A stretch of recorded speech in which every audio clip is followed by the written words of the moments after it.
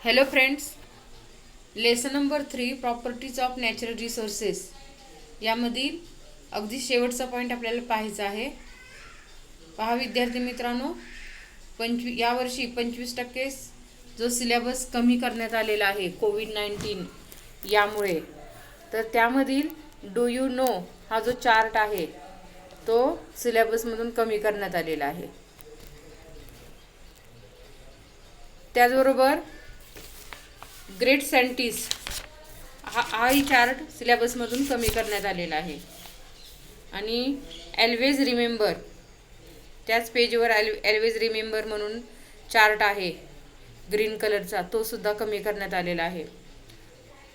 World soil day 5 December हा जो chart आहे तो कमी करण्यात आलेला आहे. म्हणजे या पेजवरील फक्त सॉइल टेस्टिंग हा जो भाग आहे तो आपण इथे पाहणार आहोत. सॉइल टेस्टिंग म्हणजे काय, तर मृदा परीक्षण. The proportion of various ingredients of soil can be determined by soil testing. तर मृदा आहे म्हणजे माती आहे, त्या मातीचं परीक्षण केल्याने जमिनीमध्ये कोणकोणते घटक आहेत त्या घटकांचं प्रमाण लक्षात येतं. म्हणजे the proportion of various ingredients म्हणजे काय, तर विविध घटक. व्हेरियस इन्ग्रेडियंट्स म्हणजे विविध घटक. प्रपोर्शन म्हणजे प्रमाण. आणि हे डिटरमाइन केल्यामुळे आपण soil can be determined by soil testing. जेव्हा आपण मृदेचं परीक्षण करतो तेव्हा त्याच्यामध्ये मातीमध्ये कोणकोणते इन्ग्रेडियंट्स आहेत, घटक आहे, हे जर आपल्याला माहीत असेल तर मातीमध्ये असणारे इन्ग्रेडियंटचं प्रमाण आपल्या लक्षात येतं. During soil testing the soil is exam for colour, texture and the proportion of organic matter in it. ज्यावेळेला आपण सॉइल टेस्टिंग करतो त्या सॉइल टेस्टिंग केल्यामुळे आपल्या शेतामध्ये असणारी जी माती आहे त्या मातीचा रंग, पोत, त्याचबरोबर त्या मातीमध्ये असणारे जे ऑर्गॅनिक मटेरियल असतं म्हणजे ऑर्गॅनिक मॅटर असतं, म्हणजेच त्याला म्हटलं जातं सेंद्रिय पदार्थाचं प्रमाण असतं, हे आपल्या लक्षात येतं. Soil is tested to find out if there is a deficiency of any ingredients and to decide what measures should be taken to remove the deficiency. आता सॉइल टेस्टिंग केल्यामुळे काय होतं, तर जी मृदा आहे त्या मृदेमध्ये कोणत्या घटकाची कमतरता आहे हे आपल्याला कळतं. म्हणजे डिफिशियन्सी कोणती आहे, कोणती डिफिशियन्सी आहे, कोणती कमतरता आहे हे आपल्याला कळत असतं.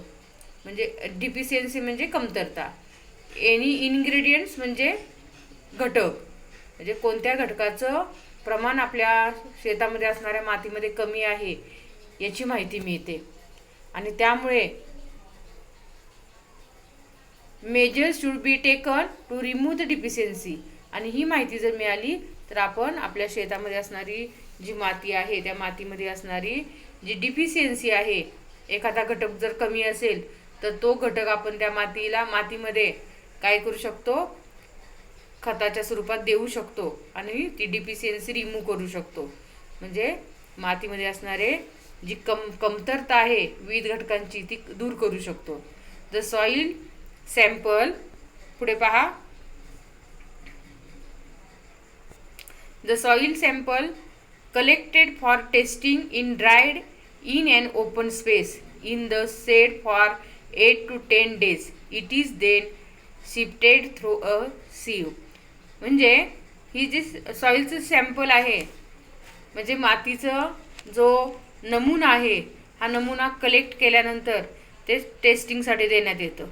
मग टेस्टिंगसाठी देण्यात आल्यानंतर काय करायचं, तर हा मातीचा जो नमुना असतो तो माती 8 ते 10 दिवस काय केली जाते, मोकळ्या ठिकाणी सुकवली जाते. तर ही माती कुठे सुकवली जाते, तर जिथे सावली आहे अशा ठिकाणी ही माती सुकवली जाते. उन्हामध्ये न ठेवता सावलीत सुकवावी लागते. आणि नंतर ही माती चाळणीमधून काय केली जाते, चाळून घेतली जाते. पहा, पुढचा पॉईंट आपल्याला पाहायचा आहे.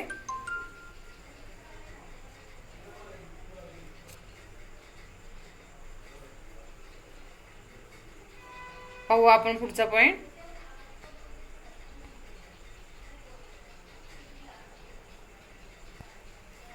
To test namely the pH and the electrical conductivity. ज्यावेळेला आपण इथे 2 टेस्ट आपल्या इथे घेतल्या जातात, तर त्या टेस्ट घेत असताना काय होतं पहा. To test namely the pH and the electrical conductivity. इथं मातीचं गुणधर्म लक्षात आल्यानंतर त्या मातीचे गुणधर्म लक्षात येण्यासाठी त्याचा pH घेणे अत्यंत आवश्यक आहे. आणि त्या मातीमध्ये किती प्रमाणात विद्युत वाहकता आहे या 2 परीक्षणांचा विशेष या ठिकाणी उपयोग होतो आपल्याला. त्याचबरोबर काय होतं पहा.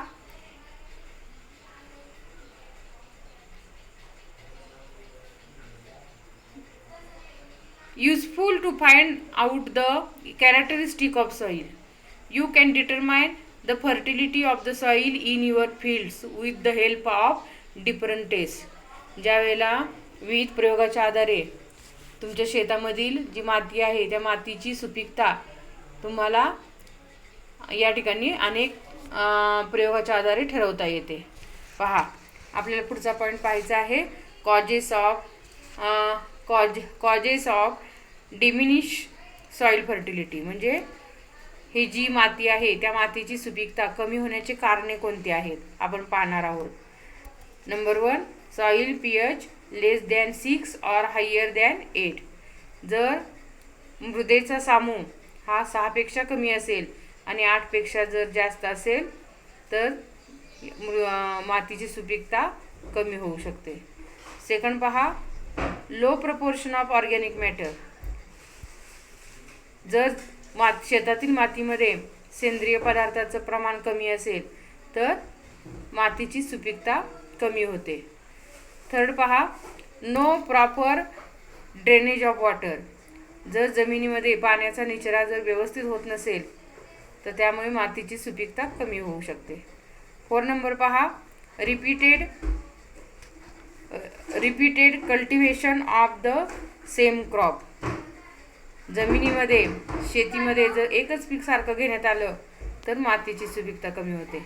Number 5, continuous use of saline water. जर खाऱ्या पाण्याचं प्रमाण जर सतत खाऱ्या पाण्याचा वापर केला, खारं पाणी जर शेतीला वापरलं तर त्यामुळे सुद्धा मातीची सुपीकता कमी येते. Number 6, excessive use of chemical fertilisers and pesticides.